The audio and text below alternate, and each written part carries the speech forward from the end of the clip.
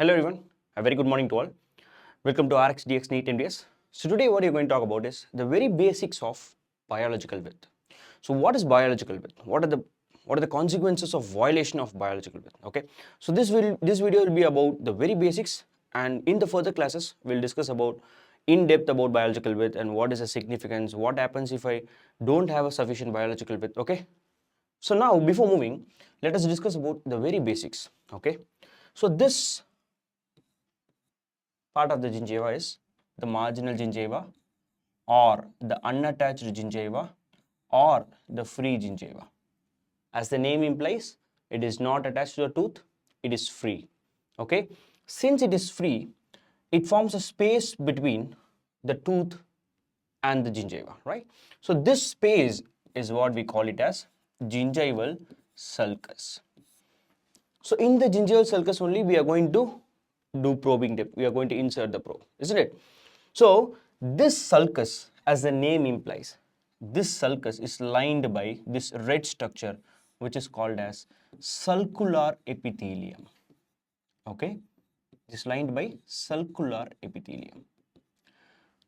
Whereas the point where the probe hits or ends, the apical end of the probe, this portion, this blue color structure, this is called as junctional epithelium.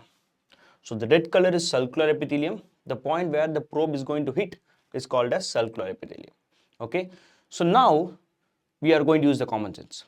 So which will be the first line of barrier to any bacteria which is in the form of plaque or calculus? Obviously it is going to be the epithelium. Which is the first line of defense? Neutrophils. First line of barrier is different. First line of defense is different. Okay. So moving on. And this yellow structure which is present below the junctional epithelium is called as the gingival connective tissue fibers. Okay. Gingival connective tissue fibers.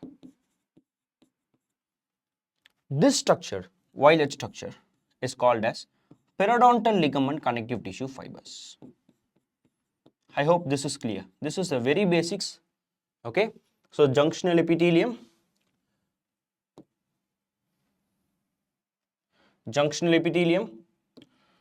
which is followed by sulcular epithelium, junctional epithelium.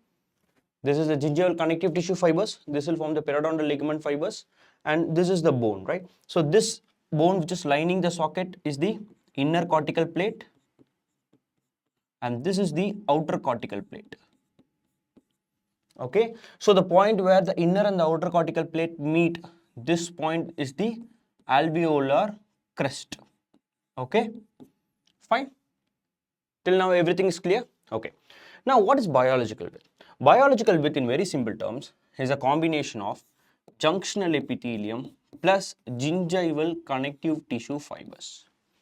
Okay, so junctional epithelium is approximately 0.97 mm, whereas the gingival connective tissue fibers is 1.07 mm.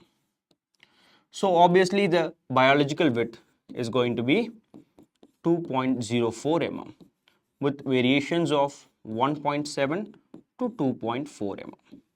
Okay, now this is very basics. I think most of you would have been aware of it. Now what is the little bit update about biological width? The biological width term has been removed in 2017 classification, and you're not going to see any questions with the term biological width. Okay, instead what you're going to see is the term supracrestal tissue attachment. Supracrestal tissue attachment. So biological width has been replaced by the term supracrestal tissue attachment according to 2017 classification. So any questions, what is a normal supracrestal tissue attachment? You're not going to do any mistake from now on, right? Okay, now what happens when I going to violate the biological width, or when I'm not going to have sufficient amount of biological, say for example when I'm having deep caries or when there is insufficient crown height? So that is what I'm going to perform a procedure called as crown lengthening. So what is the significance of biological width? As we all know, epithelium, it is going to have innate immune cells, mast cells, dendritic cells, natural killer cells, and obviously the connective tissue is going to have a lot of collagen fibers, predominantly type 1, type 3. All these are going to play a significant role in defense, and it is going to fight against the bacteria.